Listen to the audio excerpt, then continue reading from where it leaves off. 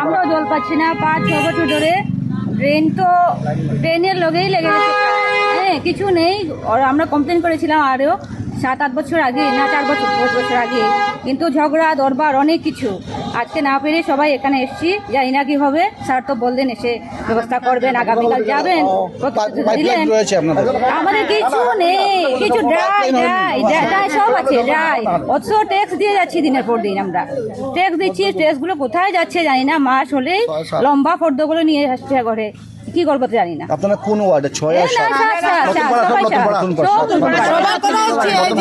জলের জন্য আজ আমরা ভদ্রভাবে এসেছি, জানি না জল যদি না পাই আমরা কি করব। আমরা হয়তো অন্য স্টেপ নিব, আমরা কি করব আমরা নিজেরাই জানি না। আমরা কি করব সেটা আমরা বলতে পারবো না। নেমে যাব, সেই জলই যদি না থাকে তাহলে আমরা কি করব বলুন। আর ট্যাক্স দিয়ে যাচ্ছি দিনের পর দিন, ট্যাক্সগুলো যাচ্ছে কোথায়? হ্যাঁ ট্যাক্সগুলো কোথায়?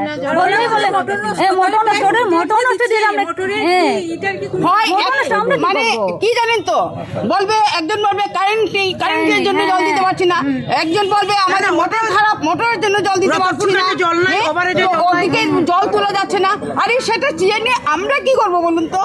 আমরা তো জনসাধারণ, আমরা তো প্রতি মাসেই ট্যাক্স দিয়ে যাচ্ছি, তাহলে আমাদেরকে কেন এরকম এই বিড়ম্বনায় পড়তে হবে? মিউনিসিপ্যালিটি বলবে পিএইচই জানে, মিউনিসিপ্যালিটিকে বলবে পিএইচই জানে, আর পিএইচই বলবে মিউনিসিপ্যালিটি জানে। আমাদের এগুলো দেখার কথা না। না ওভারেজে জল নাই, রতনপুর গাছের পাইপ লিক হয়ে গেছে, রতনপুর গাছের মোটর নষ্ট হয়ে গেছে, এগুলো আমাদের দেখার কথা না। আমরা জল চাই, আমরা রোজ জল চাই, বা আমাদেরকে যে জলের টাইমিংস দিতে হবে, ওই টাইমে জল আসে, কোনো টাইমিংস নেই। এগুলো কি আমরা হয়তো আজকে এসছি ভালোভাবে, হয়তো নেক্সট ডে আমরা আন্দোলনে নামবো, গণতান্ত্রিক আন্দোলনে নামবো। থেকে আমরা জলের খুব অভাব বোধ করছি। আমরা কোনো দিন হয়তো 5 মিনিট জল পাই, তারপর দেখুন 10-12 দিন জল নেই। এইভাবে আমাদের চলছে বিগত 2 বছর থেকে। তাই আজকে আমরা বাধ্য হয়ে আমরা এসেছি এখানে ইঞ্জিনিয়ার স্যারের সাথে দেখা করতে। তো কি প্রতিশ্রুতি দিলেন উনি? উনি বলেছেন যে কাল উনি গিয়ে সার্ভে করবেন। সার্ভে করার পর বললেন উনার মোটর নষ্ট, হেই কেন নষ্ট, এনো নষ্ট। আমরা বলেছি এসব আমাদের জেনে লাভ নেই, মোটর আছে, মোটর নষ্ট হবেই। এটা তো কোনো একটা, আমরা চাই আমাদের সলিউশন, আমাদের জল চাই, আমরা কিচ্ছু চাই না। জল ছাড়া কীভাবে বাঁচতে পারবো?